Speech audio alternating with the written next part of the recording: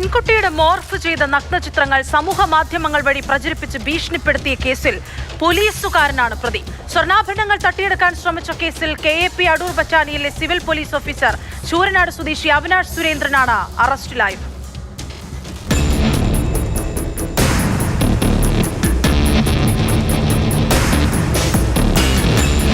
ഒരു പോലീസുകാരന്റെ വല്ലാത്തൊരു ക്രൂരതയാണ് ഇപ്പോൾ പുറത്തുവരുന്നത്.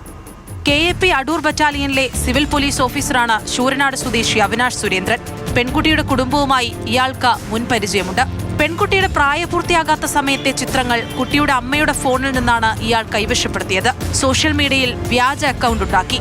ഈ അക്കൗണ്ട് വഴി പെൺകുട്ടിയുടെ മോർഫ് ചെയ്ത നഗ്നചിത്രങ്ങൾ പ്രചരിപ്പിച്ചു. അമ്മയുടെ വാട്സപ്പിലേക്കും അജ്ഞാത നമ്പറിൽ നിന്ന് ഈ ദൃശ്യങ്ങളെത്തി. പണം ആവശ്യപ്പെട്ട് ഭീഷണിപ്പെടുത്തി. ചിത്രങ്ങൾ പ്രചരിപ്പിക്കുന്നയാളെ കണ്ടെത്തിയെന്ന് അവിനാഷ് സുരേന്ദ്രൻ പെൺകുട്ടിയുടെ കുടുംബത്തോട് പറഞ്ഞത് അവർ വിശ്വസിച്ചു.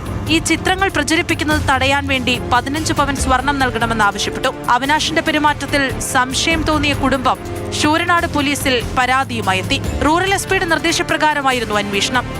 കൃത്യമായ അന്വേഷണത്തിനൊടുവിൽ അവിനാഷ് സുരേന്ദ്രന് പിടിവീണു. സൈബർ തെളിവുകളാണ് കേസിൽ നിർണായകമായത്. അവിനാഷ് സുരേന്ദ്രനെ പോലീസ് സേനയിൽ നിന്ന് നീക്കാനുള്ള നടപടികൾ ആരംഭിച്ചിട്ടുണ്ട്.